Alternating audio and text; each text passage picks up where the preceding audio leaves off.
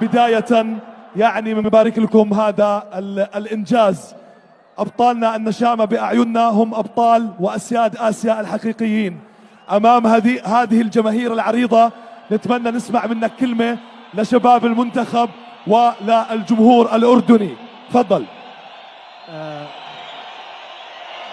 أكيد اليوم الأبطال الأوائل هم اللاعبين صراحة اللي كانوا قد المسؤولية، وكانوا هما سلاحنا داخل الملعب، وصراحة كانوا مركزين بشكل كبير، بذلوا مجهود أكبر وحقوا يعني صراحة وفرحونا احنا أول حاجة ككادر فني إداري، والجماهير الأردنية التي تستحق صراحة أنها تفرح دائما في جميع المسابقات. يعني هنيئا للجميع، هنيئا من ساهم من قريب أو من بعيد في خلق هذا الإنجاز العظيم، وأتمنى إن شاء الله أن تستمر الأفراح لما هو أحسن إن شاء الله. يا رب إن شاء الله.